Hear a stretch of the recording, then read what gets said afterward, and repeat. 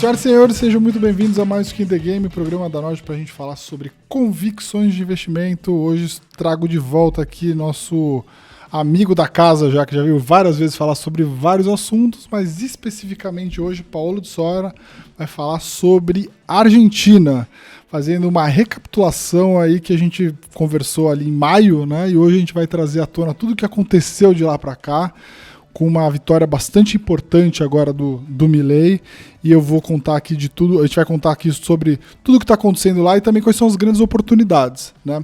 Para quem não conhece, por acaso, o Paulo já tem mais de 30 anos de experiência no mercado financeiro, começou com uma carreira como chefe de análise no BBA,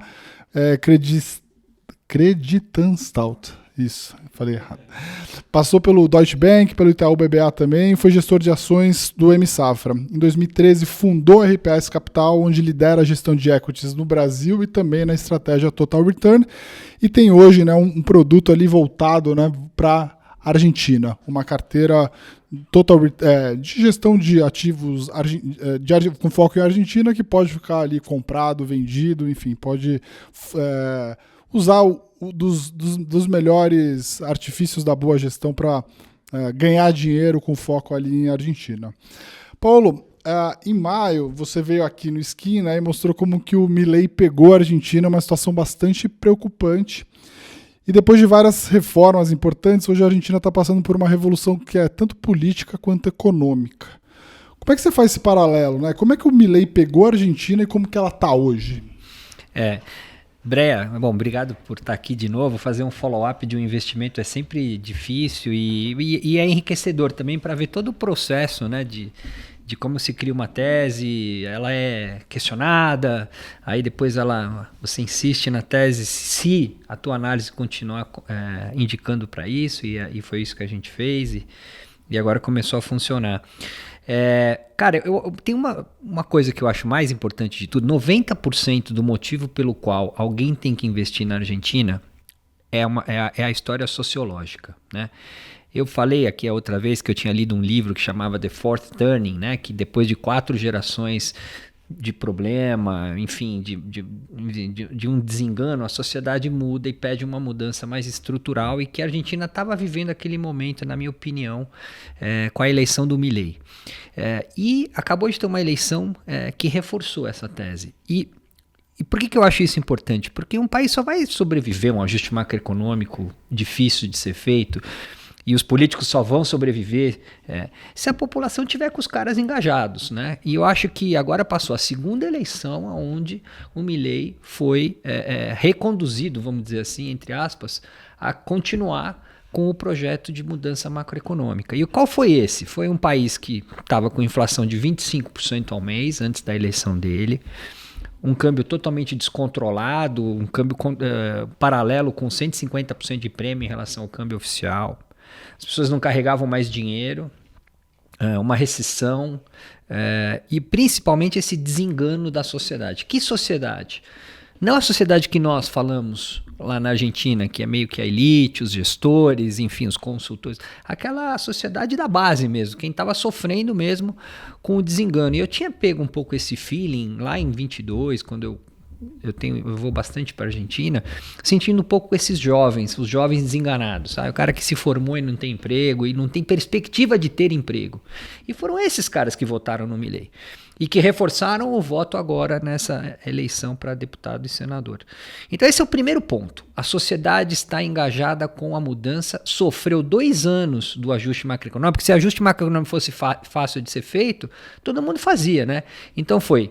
Os primeiros 2 anos foi um período onde o PIB ficou comprimido, porque o cara teve que fazer um ajuste fiscal gigantesco, então ele saiu de 2% de déficit primário para 2% de superávit, para números aproximados, mas é mais ou menos isso, um ajuste de 400 basis points do PIB em primário. Subiu o preço das coisas absurdamente, porque a Argentina vivia um ambiente meio Truman Show, porque as pessoas não pagavam nada por gasolina, táxi, energia elétrica, etc, etc.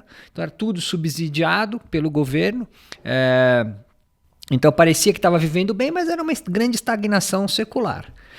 e ele subiu a energia elétrica 4 vezes, subiu o preço do táxi 3 vezes, enfim, reajustou as tarifas públicas. Isso obviamente machuca muito um cara que está acostumado a não pagar nada praticamente de tarifa pública.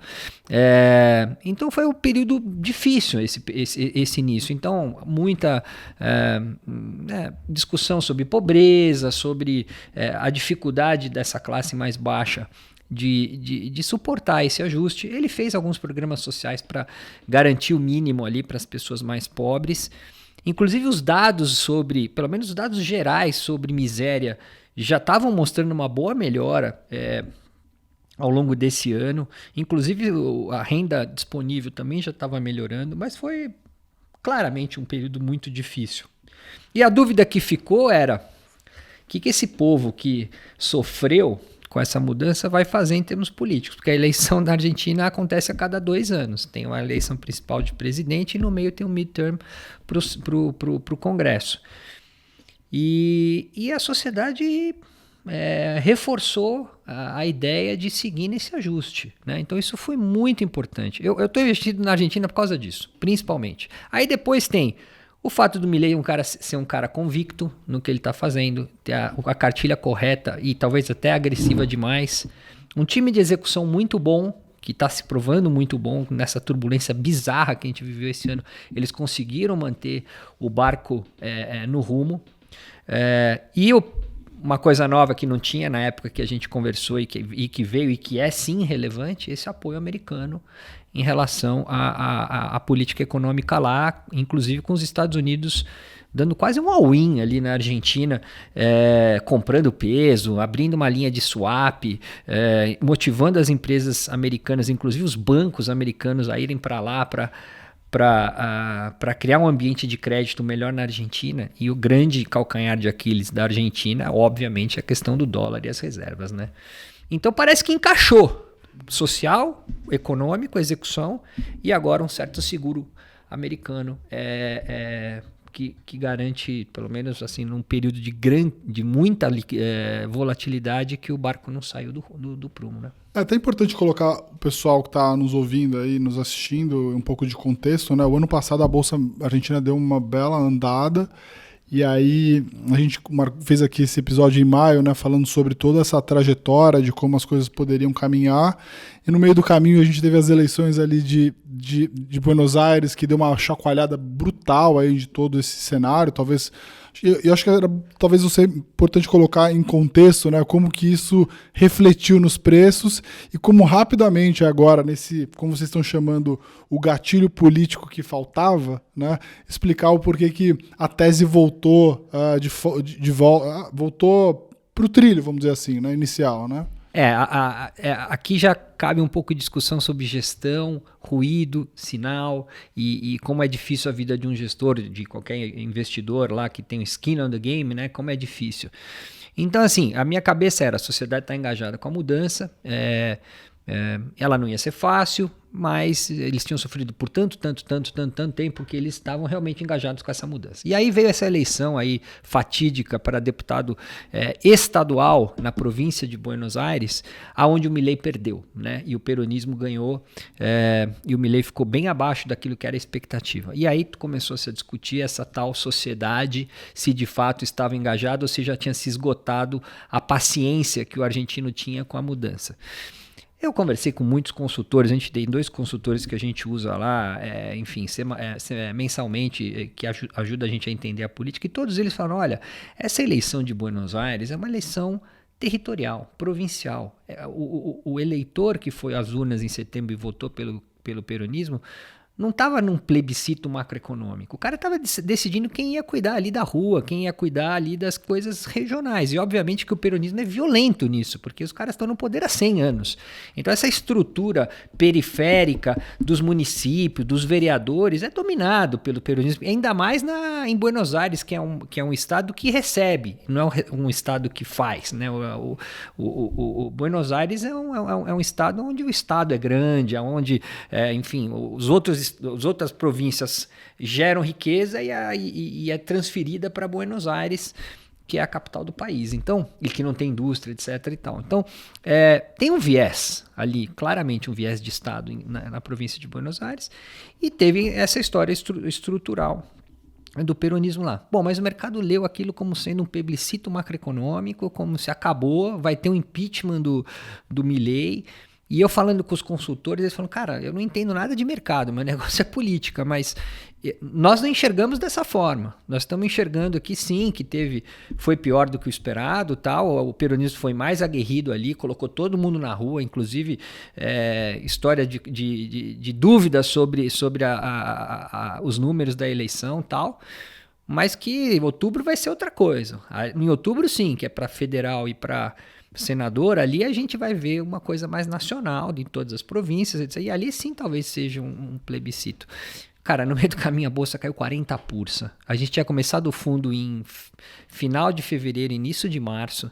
O fundo chegou a cair 24%, com a bolsa caindo 43%. E imagina começar um fundo, os 6 primeiros meses é menos 23% no país do CDI. Né? Foi muito difícil. A gente, eu acho que operou relativamente bem por ter perdido só a metade, mais ou menos, do que caiu.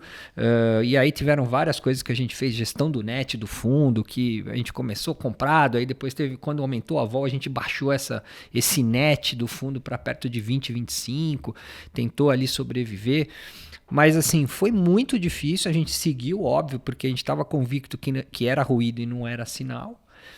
E agora a gente foi premiado com o fato de que, de fato, a eleição veio, o Milei teve 41% dos votos, bem acima dos 32, 33 que estava se achando, construiu uma base parlamentar importante, já própria, e agora o mundo político está embarcando. Aí agora semana passada mesmo, teve reunião com 20 governadores de província. O pessoal está querendo ir lá conversar com ele e montar uma colisão. Eu acho que ele está tendo um belo pragmatismo para conseguir montar essa coalizão. E agora imagina um presidente reformista convicto com o Congresso na mão.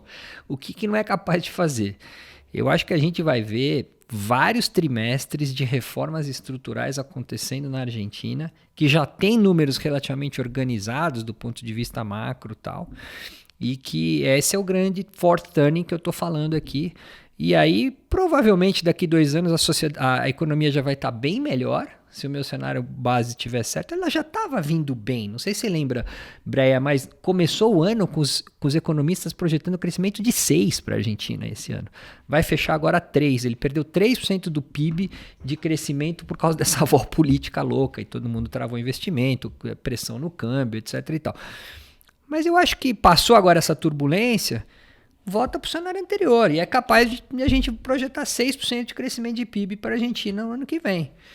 E sem um evento político em 26, eu acho que ele consegue colocar essa economia no trilho, mais ainda, e ele vai muito forte para a eleição de 27, candidato favoritíssimo para ser reeleito. E aí nós estamos falando em mais 6 anos, né? 2 e mais 4. Então nós estamos falando em 6 anos de estabilidade, que eu acho que é mais do que suficiente para esse trem entrar no trilho. O que tem assim de reforma que é mais relevante ou que eventualmente tem mais resistência? O que está na pauta dele hoje agora como as principais coisas que ele deve fazer daqui para frente? Então, pensa, um país que já tem um superávit primário de 2% do PIB não precisa fazer uma grande reforma previdenciária, uma grande reforma tributária, as contas já estão equilibradas. O que precisa é a Argentina atrair investimento, porque ela tem que atrair investimento que atrai o dólar, que ajuda ela a criar suas reservas que hoje ela não tem. O grande problema da Argentina é que ela tem 250 bi de dólar de dívida em dólar e ela não tem um puto de dólar nas suas reservas. Agora tem, porque teve o acordo do FMI, mas esse swap americano, tem ainda um swap chinês. Mas assim, essa é a fragilidade da Argentina. Então o que ele precisa fazer? Ele precisa criar um ambiente de negócios mais estável, onde as pessoas falam, puta, eu vou colocar lá 10 bi de dólar para construir uma planta, para fazer um projeto de eólica, para fazer um projeto de energia. E essa grana começar a virar um acúmulo de reserva, tanto de portfólio quanto de FDI, para eles daqui 3, 4, 5 anos estar falando que tem uma reserva de 100 bi de dólar, 150 bi de dólar, que eu acho bem possível. Então, são reformas nessa direção. E quais são? E ele já falou, ele quer fazer uma reforma trabalhista, para melhorar a produtividade. 50% da população argentina não tem carteira assinada, é totalmente informal, é uma bizarrice. Então é criar um ambiente de legislação trabalhista que permita as pessoas serem empregadas, terem uma carteira. E não parece algo tão difícil. Até tem um certo consenso lá de que isso é uma coisa boa. A população vê isso mais positivo do que negativo. Claro que o detalhe da execução é importante, não pode tirar nenhum grande direito trabalhista que existe. Eu acho que ele nem está pensando nisso, mas é criar mais uma carteira mais flexível para as pessoas terem emprego. 2. Tributária. Não é uma tributária de aumento de carga. É uma tributária de descomplicar. Porque a Argentina é uma teia de complicação para tudo. Para você fazer qualquer coisa tem 1000 órgãos, 1000 complicômetros. Acho que tem 23 ou 24 impostos federais. É um negócio maluco. Então é criar, que nem a gente está fazendo aqui, uma reforma que simplifique, tire as amarras. E o que, na verdade, o Milei sonha é a economia crescer, seguir controlando o gasto público e abaixar imposto. A Argentina já não tem uma carga tributária alta. Eu falei isso a última vez aqui. A carga tributária da Argentina é 27,3% do PIB. A nossa é 33%. Eles têm 6 pontos do PIB a menos de carga tributária. Então não tem um problema de carga tributária. E ele ainda quer reduzir. A meta dele é 25% de carga, que é mais ou menos a carga americana. Então, esse é o sonho. Mas então é uma agenda de produtividade. É uma agenda de transformar então o sistema tributário mais racional, a legislação trabalhista mais racional, e isso destravar produtividade e investimento. Talvez pensar em alguma coisa previdenciária. A despesa previdenciária da Argentina como percentual do PIB é menor que a nossa, não é alta. E a população é velha. Mas eu acho que essas duas são as que eu ouço eles falarem, inclusive já tem bastante material sobre isso, que são as duas prioritárias nesse primeiro momento. Eu acho que com apoio no Congresso, e não são coisas tão assim impopulares, eu acho que ele faz. Não está difícil, esse é o bottom line da história, não está difícil. O que está difícil é atrair o dólar, isso está difícil, porque você só fala coisa boa, o que é coisa ruim? O argentino não acredita no projeto. A elite da Argentina não acredita no projeto. Está pronta para sair a todo momento, inclusive acabou de sair de novo nessa janela aí da dúvida da eleição de Buenos Aires. Dolariza 100% patrimônio e agora acabou. Então, essa elite, ela reverbera, né? E o gringo, quando olha esse negócio, fala, cara, mas se o argentino de elite não acredita, eu vou acreditar? Vai voltar o kirchnerismo daqui 2 anos. Como é que eu vou fazer um projeto de 10 anos sabendo que daqui 2 anos volta tudo que era pior? Então, isso é uma coisa que a Argentina precisa superar e isso só vai vir com o tempo. Tem muita gente que não pegou esse trade da Argentina lá atrás, não pegou na queda e agora está vendo essa alta e não sabe se é uma hora de entrar ou não. Como você faria, eu falaria para o investidor, pessoa física que não pegou, para fazer esse tipo de investimento? É obviamente muito difícil. Quando cai ninguém quer comprar e quando sobe também ninguém quer porque subiu muito. Mas a minha recomendação, como eu estou olhando um horizonte mais longo e estou pensando em 3, 4 vezes o dinheiro, eu acho que tem que colocar um pé já. Tem que comprar lá, se quer comprar 10, compra 4, coloca um pé, porque subiu na segunda, na terça, na quarta, aí hoje ia cair, só que não. Então você participa se você realmente acredita que nós estamos diante de uma trajetória mais sustentável de alta. E aí vai esperando, vai ter correção. Do mesmo jeito que subiu agora 30%, 40%, 50%, vai ter um dia que vai cair 5%, 6%, é certo que vai acontecer isso. E acho que ali você tem que ter bala para comprar um pouquinho mais. E aí construindo, talvez, aí nos próximos 3 meses, uma posição para carregar o ano que vem. Então, é um jeito óbvio, mas eu acho que é como eu faria. Eu já estou investido, então, enfim. Mas meu irmão me ligou na segunda-feira. Pô, eu não tinha, agora subiu, o que eu faço? Eu falei, cara, você concorda com a tese? É uma tese que te atrai, é uma coisa que você está entendendo que é para ganhar várias vezes o dinheiro, mas que vai ser médio prazo e que agora clareou esse médio prazo. Então vai montando aos poucos. E a minha sugestão, eu sei que todo mundo está olhando para ETF, todo mundo gosta de comprar ação direto, mas olha a volatilidade da Argentina. E o ETF de liquidez diária, ele pode ser muito ruim para você. Por quê? Porque ele te dá a oportunidade de vender e comprar todo dia.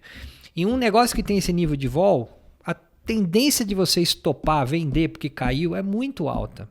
Então a gente até colocou um prazo de liquidez mais longo no fundo, exatamente para as pessoas pensarem 3 vezes antes de vender, porque vai ter esse tipo de vol que aconteceu desde o início e só chegou aqui vivo quem manteve o negócio. O fundo já está subindo 20 no ano, mas chegou a cair 25. Então, e outra coisa, realmente é uma tese que vai ter muitos desdobramentos macro e micro.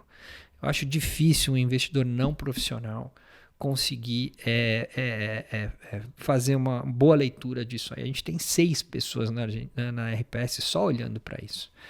E ali, eu acho que pela vol, vale a pena você pagar ou investir através de um fundo e não de um ETF ou ação direta. Mas enfim, óbvio que eu estou falando aqui o meu viés. Até de uma pergunta que eu ia fazer, né? Porque a Argentina ela já foi armadilha para investidores em outras vezes, né? Com outras vezes não, todas as vezes. Todas as vezes. Todas as vezes. E aí, assim, o Milei vai ter que, no final das contas, contar uma história diferente, né? E que... Então, aí, essa história diferente, para mim, vem de um estudo sociológico. Vem dessa história dessa população pobre que teoricamente tinha que estar desembarcando, continuar embarcada. Essa é a grande história. Que no Macri, o Macri não fez as reformas que tinham que ser feitas porque ele não acreditava que a população ia aguentar.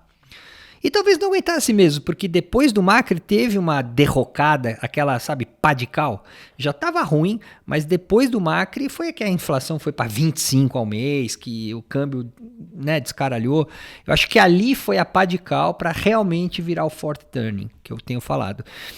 E acho que isso é uma coisa que, pelo menos para mim, me deixa tranquilo. Agora, tem que convencer a turma do bilhão do investimento de longo prazo. E é um processo, e eu acho que vai acontecer. Eu queria até que você contasse um pouco desse acordo que a Argentina tem com o FMI, né? Por que ele é tão importante nessa equação toda? Então, ela fez um acordo com o FMI em março, abril, onde o FMI estendeu mais 20 bi de dívida, aumentou o maturity, e deu um ok no plano macroeconômico. Falou, olha, você está fazendo a minha cartilha perfeitinha, é isso aqui, fiscal, bababá. O FMI ali já deu uma sancionada e criou um colchão. Ali ele conseguiu tirar o cepo. Lembra? O cepo era restrições cambiais. Ele tirou para a pessoa física, não tirou para as empresas ainda, porque ele não tinha reserva suficiente. Mas só ali já, entre FMI, Banco Interamericano de Desenvolvimento e outros multilaterais, ele criou um colchãozinho de uns 30 bi, que foi ok. Só que... Nessa já tem a ajuda dos Estados Unidos também? Ou essa ainda não tinha. Aí depois, agora recentemente, quando a coisa começou a degringolar e o Milei foi lá para os Estados Unidos, conversou com o Bessent, o time inteiro foi para lá, eles arrumaram mais 20 bi em swap e o Tesouro Americano comprando peso, coisa que acho que não sei se tem paralelo do Tesouro Americano comprar moeda de um país assim de emerging market. Mas então ali foi mesmo, aí sim foi eu acho que um pouco do geopolítico muito pesado. Falou, não, peraí, esses caras aqui precisam dar certo, porque senão aquela América Latina vai bandear ainda mais para o lado da China do que já está. Eu tive uma reunião interessantíssima, que isso aqui vale contar, com o ministro da Economia do México, de 95. 95 teve a crise do México, e lá os Estados Unidos também salvaram o México, 30 anos atrás. E o cara estava me contando os detalhes, que foi meio também fora do protocolo. Os Estados Unidos estendeu um crédito de 60 bi de dólar naquela época para o México, que é uma economia bem maior do que a economia argentina. Também não estava no Congresso, aí ele teve que ir lá apresentar no Congresso, tomou porrada infinita, etc. e tal, porque não tinha sido um acordo meio para salvar ali uma crise que estava iminente de acontecer. E aí ele contou que aí fizeram ajuste fiscal, etc e tal, bababá. Passou-se 30 anos, nunca mais o México teve uma crise macroeconômica. Então ali foi decisivo. E ali estava se constituindo o NAFTA, foi o início do NAFTA. Então teve uma questão geopolítica muito forte, teve essa ajuda americana e ali talvez porque é realmente, né, fronteira, então o vizinho realmente quebrar é muito difícil. E o México virou o que virou nesses últimos 30 anos, uma baita economia, mega ligada aos Estados Unidos, nunca mais teve uma grande crise. Quem sabe a gente está vivendo um paralelo aqui também. Então eu tenho traçado muito esse paralelo com o Brasil do Plano Real, de 94, e agora com essa ajuda americana que não estava lá atrás, inclusive com o pacote mexicano lá da crise de tequila de 95. E se você olhar esses dois momentos... Bolsa no México porrou nos 10 anos pós-95. Por favor, todos que têm acesso à informação sobre Bolsa, tá? Olha lá o que aconteceu com o gráfico do México 10 anos pós a crise de tequila. E o Brasil a mesma coisa, né? Olha o que aconteceu com a Bolsa brasileira de 94 até 2004.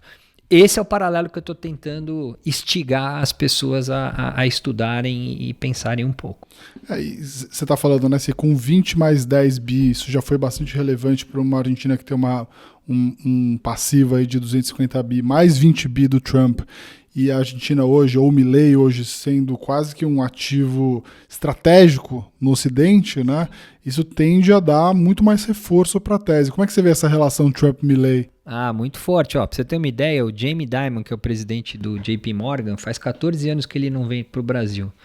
E ele foi para a Argentina com uma delegação, 2 aviões, com uma delegação de executivos, incluindo a presidente do Citi, na sexta-feira antes da eleição. É muito significativo.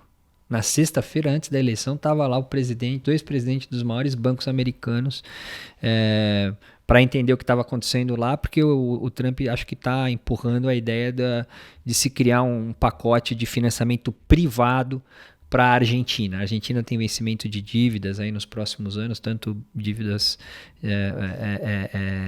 soberanas quanto dívida de empresas e tal.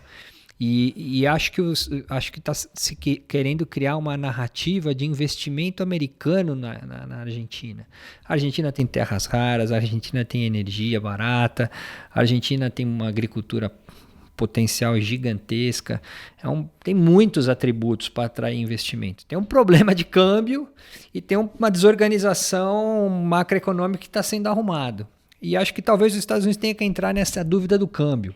Talvez os Estados Unidos tenham que dar alguma garantia aí cambial para esses investidores americanos investirem na Argentina, pelo menos por um tempo, não sei. Estão desenhando isso aí ainda.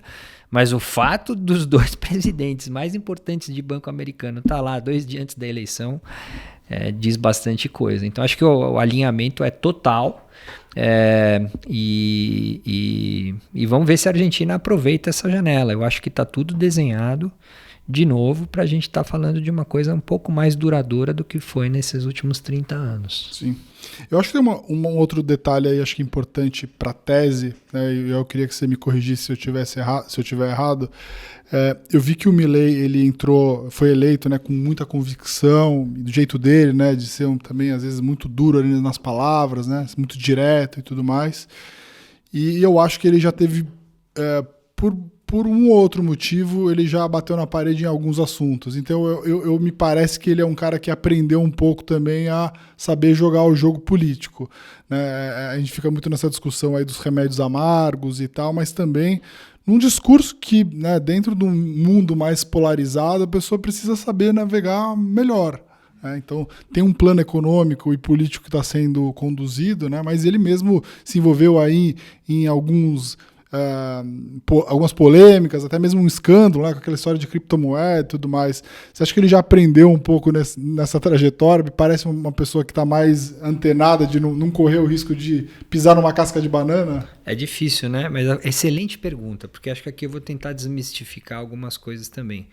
Quando você conversa com um argentino sobre o Milei, ele não gosta exatamente disso. Ele fala, o Milei não tem pragmatismo, o Milei é ligado demais à irmã dele, ele não criou, obviamente, uma teia política ampla. Mas se você analisar, os movimentos que ele fez foram muito corretos. E eu falei várias vezes com o pessoal lá do time dele sobre essa história do pragmatismo. Ele falou, vocês não estão entendendo, o cara é pragmático, muito pragmático. Na hora certa. Então, olha o que estava rolando. Então, ele tinha o apoio da rua, mas ele não tinha nada no Congresso. Quando ele foi eleito, ele não elegeu praticamente senador e deputado. Então, os caras do mundo político estavam indo para conversar com ele e falaram, olha, vamos fazer um acordo? Beleza, qual que é o preço? É 40. Você só tem 10. O cara, 40 vai acabar com o fiscal. Porque o que é um acordo político? É dinheiro, é abrir as contas públicas para obras, etc. e tal. Não estou falando nada ilícito, estou falando lícito, mas o que o governador quer é grana, tá certo? Ele falou, cara, mas se eu tiver que abrir mão disso, acabou meu ajuste fiscal. E aliás, eu não tenho 10%, eu tenho 40%, 50%, que é o que eu tenho na rua. Não, você não tem. Então, eu ouvi várias conversas sobre tentativas de aproximação do Milei com o mundo político e o preço dessa aproximação lá na Lua. Ele falou, cara, não, eu vou para a eleição, eu tenho certeza que eu tenho mais de 30, e depois da eleição eu compro 20 e não 40, ou eu compro 10 e não 40 como era antes. E deu certo, ele teve 42% dos votos, ele vai precisar comprar agora 16 cadeiras no Congresso. Ele tem 111, ele precisa de 126. Ele precisa de 15 cadeiras. Antes ele estava precisando de 80 cadeiras. Inclusive isso eu acho que é o motivo pelo qual o mercado está dando um rally. Porque o custo político fiscal, que é o que importa para a gente investidor, vai ser pequeno para ele conquistar a maioria. E agora...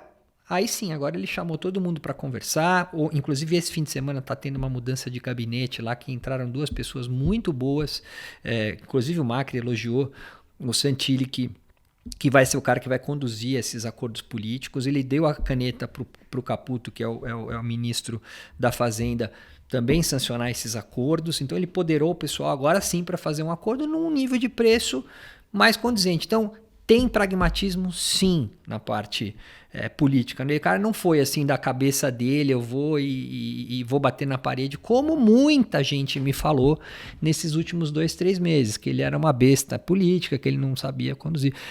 E, ao mesmo tempo, como mudar muito o discurso, se você olhar como é que foi a eleição, olhar os detalhes, o que estava se dizendo? Que os governadores vinham vir forte. Que seria o Centrão. O Centrão ia vir forte, tem lá o peronismo, o kirchnerismo principalmente, que é a turma bem da extrema esquerda. Aí tem os Mileis, obviamente, o Libertar avança na direita, mas que quem iria ganhar era essa turma que está insatisfeita com o discurso do Milei, que está insatisfeita um pouco com a história do sofrimento, mas que não quer o kirchnerismo também. Adivinha, o Milei foi super bem, essa turma do centro foi muito mal. A turma do discurso moderado, infelizmente, foi muito mal. E o kirchnerismo e peronismo veio um pouquinho menos, mas manteve a sua grande base.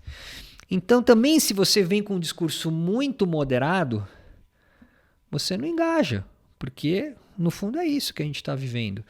Então, eu acho que ele foi muito esperto nesse sentido. Ele manteve o discurso, né, que trouxe ele até aqui.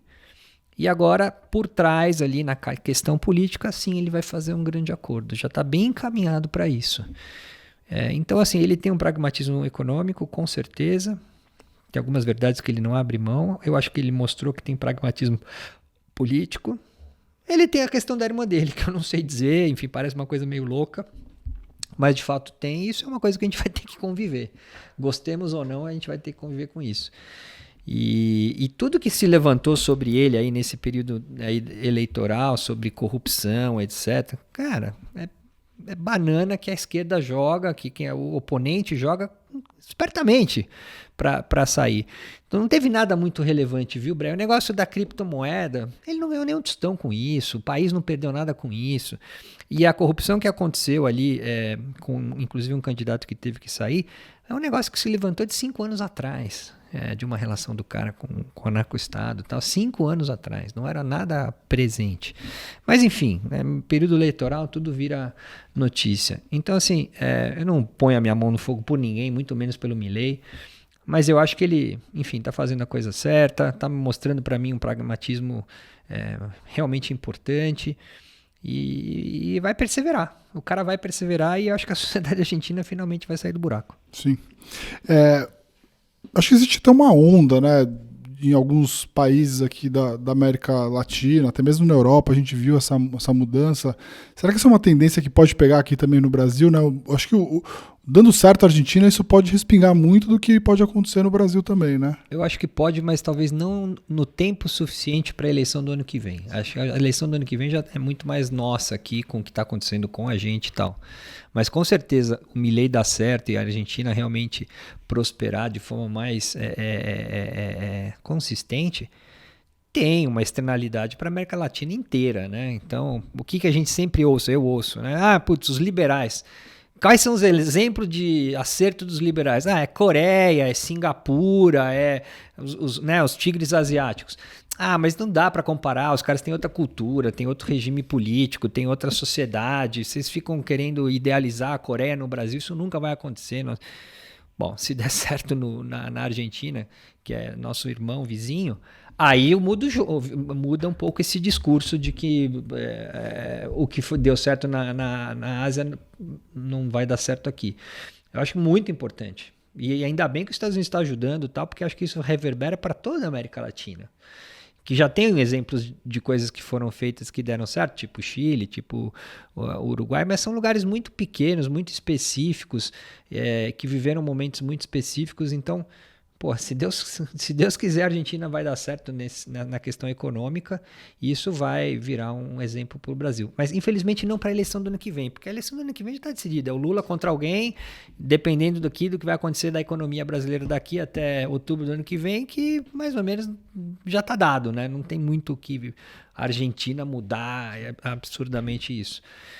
Mas passa uma mensagem, que eu acho que aí é a grande questão de reflexão, sobre qual tem que ser o discurso político para você ir bem na eleição. Porque o discurso moderado na Argentina não pegou. Então tem muita gente que critica a direita porque voltou a se aproximar mais ao bolsonarismo e essa história, né, dessa agenda mais radical e tal, que tem que caminhar por centro. Eu acho que tem, porque no final a decisão vai ser pelo centro, mas tem que tomar muito cuidado, porque senão passa alguém pela direita ali e leva os teus votos, porque o povo e, enfim, as sociedades estão muito polarizadas. Sim. Vamos trazer agora nossas discussões para o campo aí de investimento, né? A gente viu, né, a Bolsa subindo 120% no ano passado, então teve uma boa rentabilidade para quem investiu em Argentina um pouco antes, já nessa pegada aí de pré-Milei, ou ao longo do primeiro ciclo aí do Milei. Depois a gente teve aí uma derrota dos quadros do Milei, dá para dizer assim, e a Bolsa caiu 25%, depois teve uma recuperação muitíssimo rápida, né, que vocês conseguiram capturar muito bem. Acho que agora o que o investidor olha para esses dados, ele fica com aquela sensação. Angústia, né? Não tinha assim, porque estava caindo, agora não tem porque subiu demais. Queria comprar, caiu, me salvei, agora subiu, talvez já foi. Né? Como que tá a tua cabeça hoje, né? Depois de uma chacoalhada dessa, né? Uma grande valorização, uma queda e agora uma excelente recuperação. Mostra que é um mercado muito volátil, então tem que ajustar o tamanho da posição para aguentar e não morrer no meio do caminho e não estopar lá no low. Como, né, uma queda de 40% que aconteceu do pico até o buraco da bolsa, que eu olho lá, o Merval em reais, é testar uma convicção forte. 40% não é qualquer um que aguenta. A gente até caiu só 20%, mas, enfim, teve muita ação que caiu 50%, 60%. Quem estava em single names ali, alguns single names caíram 60%. Então é isso, assim, é um mercado muito difícil, então você tem que fazer uma gestão muito ativa, daí a recomendação de fazer com um fundo em vez de um ETF, ou mesmo comprar ação direta, porque mostrou que é um negócio muito difícil de fazer, até para profissional. A gente usa derivativo, a gente faz gestão do net, os meus analistas fazem uma boa curadoria das ações e dos setores. Então, por exemplo, teve uma queda de ação que a gente não tinha, e a gente tinha, mas a gente saiu antes dessa queda, que foi a Edenor. A Edenor é a empresa de distribuição de energia deles, é a Eletropaulo deles. Essa empresa tem uma revisão tarifária pior que o esperado, no dia da revisão caiu 40%. 40%, a gente não tinha, isso ajudou a gente a gerar alfa. Aí depois teve o resultado do segundo tri fraco dos bancos. Bancos são os pesos pesados do índice argentino, né? É petróleo e bancos. E ainda mais o bancos é o beta, né? Na verdade. Então, Meu analista lá, o Thales, acompanha no detalhe os bancos, falou, cara, o resultado do segundo TRI vai ser muito ruim, o do terceiro TRI vai ser ruim também. Vamos ficar fora dos bancos e fazer uma carteira um pouco mais defensiva antes da eleição. Isso ajudou bastante. Os bancos foram o setor que mais caiu ali pré-eleição. Mas também montamos estrutura em opção em bancos pós-eleição, porque a gente sabia, se a eleição fosse boa, quem ia porrar era bancos, dito e feito. Nesses últimos 7 dias aí, da semana passada e hoje, Superville, Galícia e Banco Macro são as 3 ações que mais subiram. E a gente tinha estrutura em opção nas 3, que fez a gente pegar aí essa volta de forma assimétrica. Então, assim, tem uma questão lá, a Argentina não tem muitas ações, né? Tem as 15, 16 ações para você investir e não tem muitos temas. Ou é banco, ou é commodity, ou é outros que tem umas 3, 4 histórias assim legais. Mas... é verdade. Tem utilities, tem bancos, tem petróleo e tem umas outras poucas. Então não dá para navegar que nem aqui no Brasil, real estate, saúde, não, enfim, lá é bem restrito. Mas tem esse jogo de banco não banco, que seria defensivo ou ofensivo.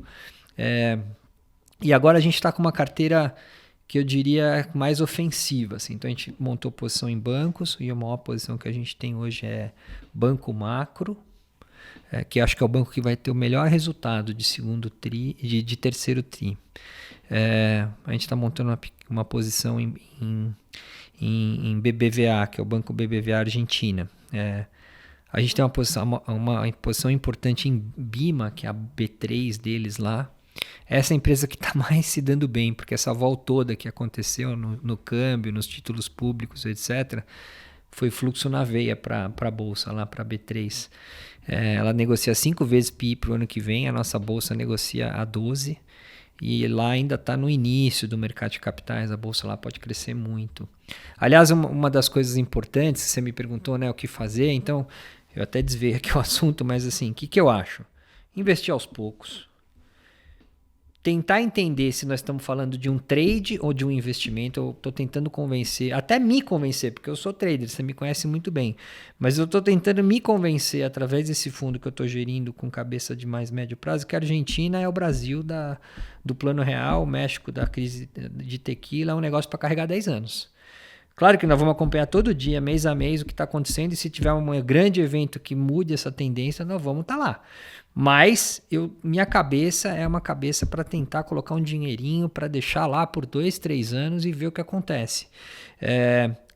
Então, subiu agora, obviamente. Se você olhar até no ano, se você olhar a performance inteira do ano, a Argentina é um dos piores ainda, depois do rally desses últimos dias, ainda é um dos piores emergentes no ano. Porque uma coisa que a gente não falou aqui, mas que também faz parte da tese do porquê investir, é que o ambiente está muito bom para mercados emergentes. Juro para baixo, dólar fraco, diversificação do US, procura por energia,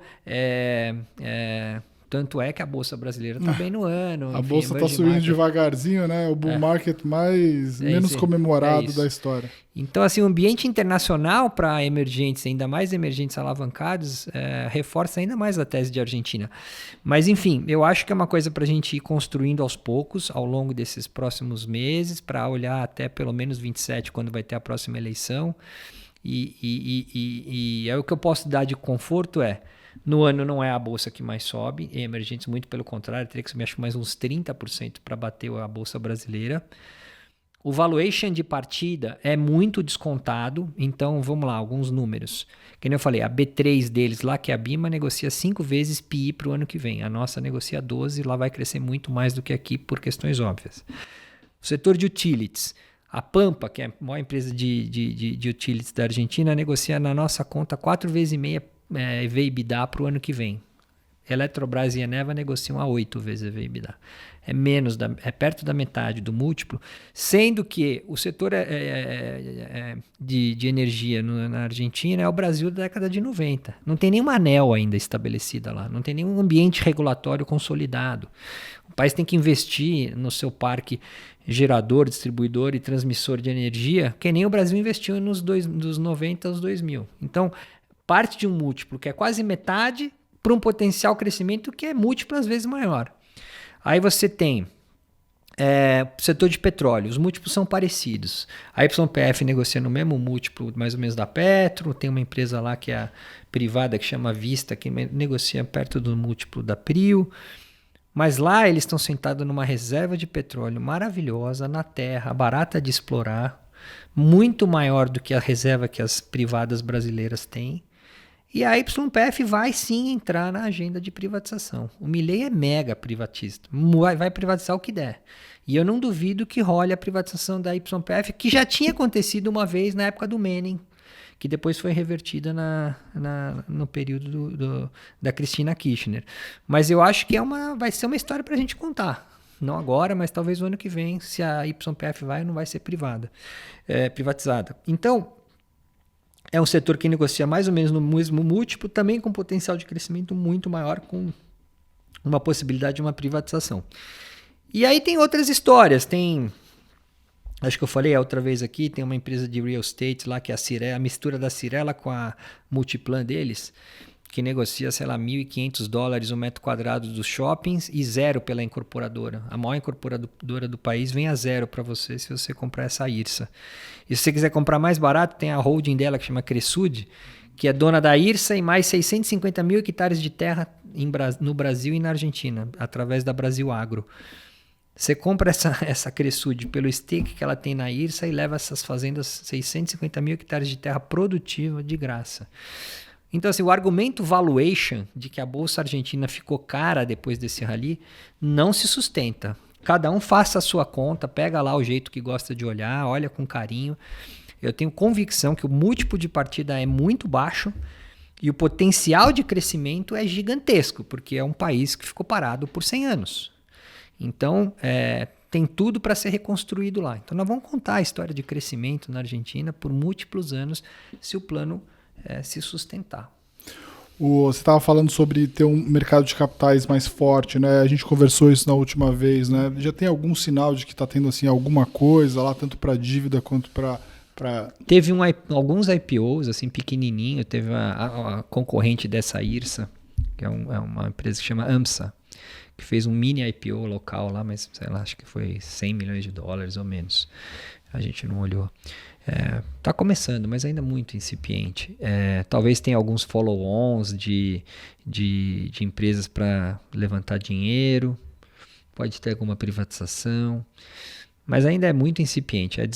Lá eles têm que passar ainda por uma agenda de desregulamentação, melhora da CVM deles, melhora, enfim, do ambiente de negócio para fazer lançamentos. Até o mercado de dívida é muito pequeno. Pensa, ninguém compra dívida doméstica na Argentina, é muito pouca coisa. Tem muito para desenvolver. Mesmo negócio de assessoria de investimento, não tem nada lá, nada. Eu acho que é um belo tema, um tema para pensar. Eu acredito bastante de que pode acontecer. Você acha que o tema que foi sempre um problema, um calcanhar de Aquiles aqui para a Argentina, que foi o tema da inflação, dá para dizer que já é um tema que está no passado? A gente não vai ter essa hiperinflação que a gente já viu? Acho que não dá, cara. Tanto é verdade que eles ficaram segurando o câmbio aqui nesse período pré-eleitoral a forceps, porque se o câmbio estoura, a inflação estoura, e é isso que é a coisa mais importante para o argentino. É o que vai acontecer com o dólar. O argentino só olha em dólar. Eu acho que eles estão no caminho certo, mas tem que perseverar. É isso aí, tem que ter superávit primário, as contas têm que estar arrumadas, o país não tem que ficar emitindo dívida para se sustentar enormemente. Ainda a inflação é alta, nós estamos falando que melhorou, mas é uma inflação de 25% ao ano. Qualquer país normal tem 5% no máximo de inflação. Eles têm um desafio enorme ainda para jogar essa inflação para 5%, né? Que seria, sei lá, menos de meio ao mês. Eles estão rodando a 2 ao mês. Então ainda tem um longo chão aí, por isso que o juro vai ter que ser meio alto, a economia não pode bombar tanto assim, ainda tem que ter um ambiente de desinflação na Argentina para dizer que, enfim, que eles conseguiram superar esse desafio, que ainda não, mas bom, melhorou de 25 para 2 ao mês, né? Então já teve uma bela melhora. E tem uma questão ainda que eles precisam resolver, que é soltar o câmbio mais, né? O câmbio está dentro de bandas, né? Tá batendo lá no topo da banda. Todo mundo comprou dólar aí, pré-eleitoral, achando que eles iam soltar uma desvalorização na cabeça e o pessoal ganhar uma grana. Não rolou isso, as bandas seguem preservadas. Mas eu acho que cedo ou tarde eles vão ter que abrir mão dessa banda, e na nossa conta lá, não está muito longe. Assim, você ir lá para a Argentina e falar, caramba, isso aqui voltou a ficar barato, mas uns 15% de deval já chega nesse nível, porque nesse período o dólar se depreciou versus todo mundo, ou seja, o real também se apreciou muito. 14%. A Argentina teve uma deval importante, né, desde que o Milei assumiu. O câmbio saiu de, sei lá, 800 para 1.400, que está agora 1.470. Então teve uma bela deval. Mas ainda, se você for lá e fazer a conta do Big Mac e tal, ainda tem uns 10, 15% que deveria desvalorizar mais. Que eu acho que vai acontecer, aos poucos vai acontecer. Não é uma deval que precisa desvalorizar 50% a moeda, vai desorganizar a macroeconomia. Não. Acho que eles vão fazer, não sei ainda como, talvez subindo essa banda um pouco mais rápido, não sei. Mas eles sabem o que estão fazendo, cara. No final eles sabem o que estão fazendo. Tem uma coisa que eu não comentei aqui que mostra o pragmatismo do time macro, que é o seguinte, outra coisa que o nego me falou muito, tá vendo como eles têm dificuldade de execução, porque os caras subiram o juro enormemente antes da eleição. Antes da eleição, eles enxugaram a liquidez do sistema, subiram o reserve requirements, subiram o juro. Inclusive, eu tive lá com o presidente do Banco Central, a eleição para Buenos Aires foi num domingo, na terça-feira eu tive minha reunião lá com o presidente do Banco Central. Tinha acabado de rolar a eleição, eles tinham acabado de perder aquela 1ª de setembro. E uma das coisas que a gente conversou foi isso, mas por que vocês estão com esse juro tão alto agora?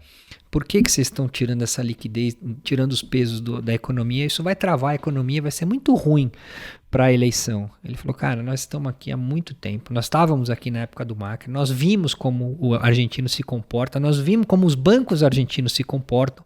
Se a gente deixar liquidez ampla, o nego vai atacar de um jeito o nosso câmbio que eu não vou conseguir controlar.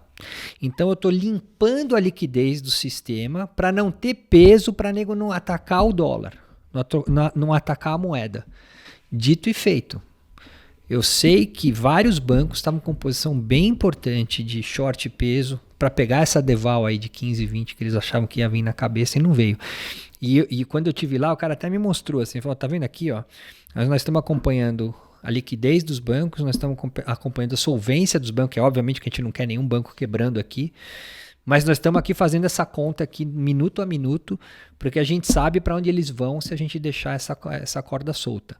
Então, assim, é um time muito bem preparado. E tanto é verdade que teve a eleição, o Milei foi bem, o câmbio valorizou 9% na segunda-feira. Tava todo mundo short peso. Tiveram que estopar. Então, volta na história do pragmatismo. Eu acho que esses caras sabem muito bem o que eles precisam fazer, tanto do lado político quanto do lado econômico. Muito bom.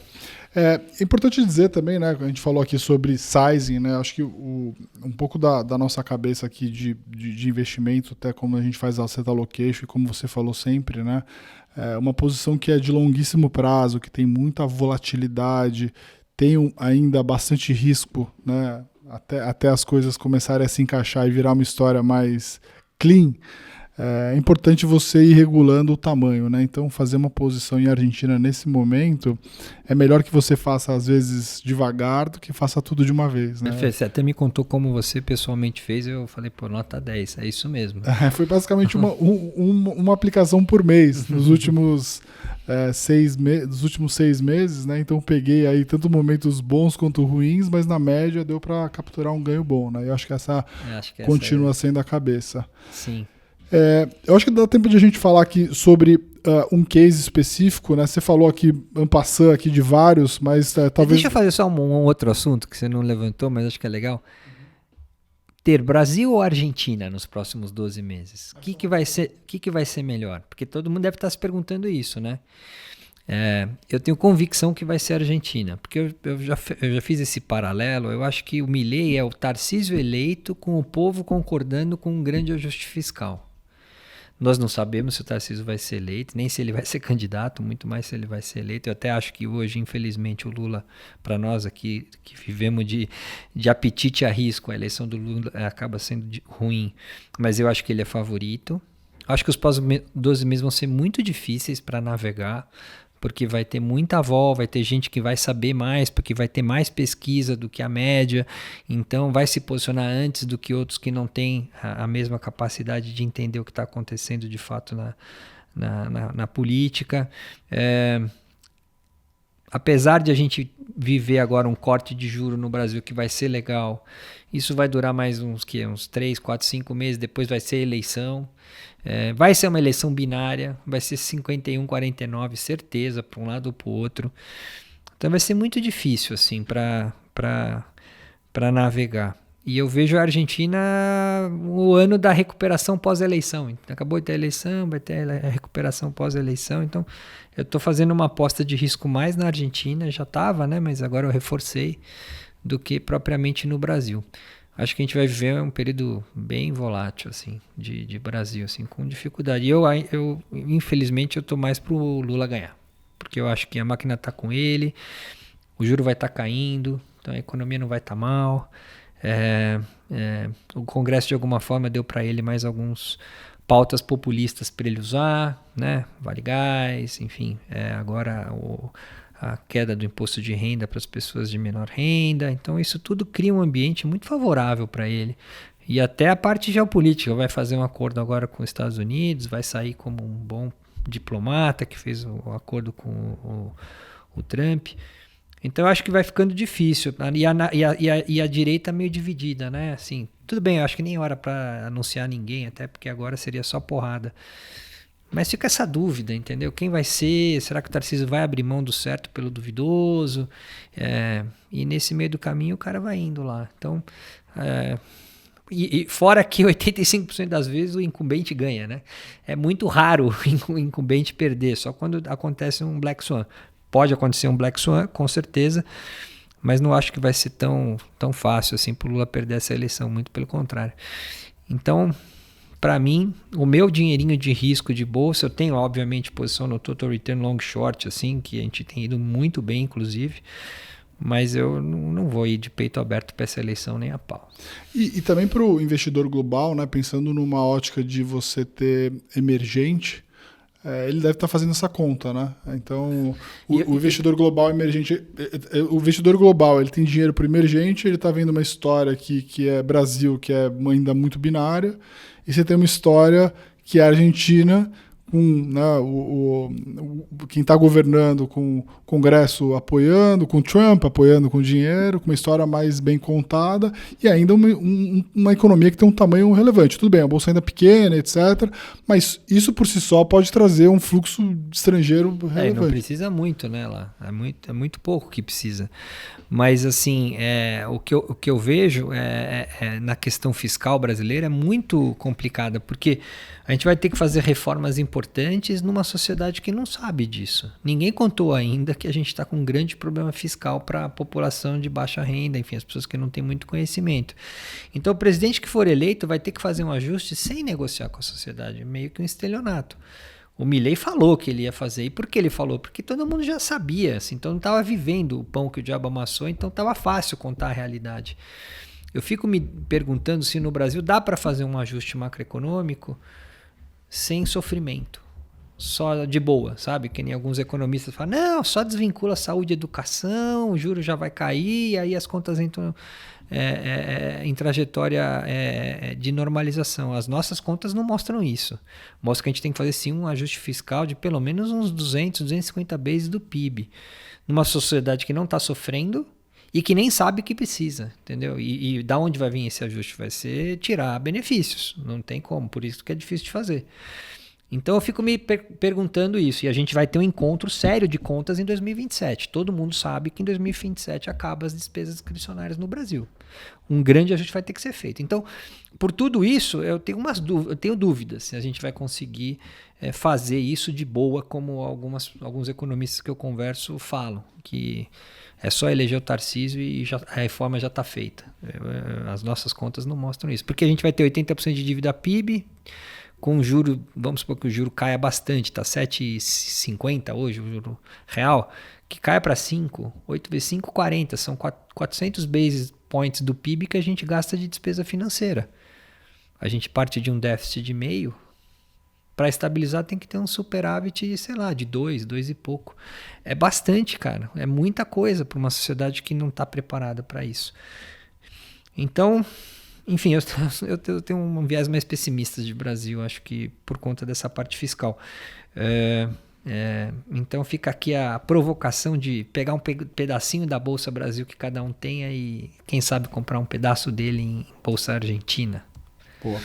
Tem um case na Argentina que te tá brilhando os olhos, que é a própria Bolsa Argentina, né? Investir nas ações da empresa que é a Bolsa da Argentina. Por que te brilha os olhos investir nessa empresa? Acho que essa é a maior posição do fundo e é a coisa que a gente está mais convicto lá.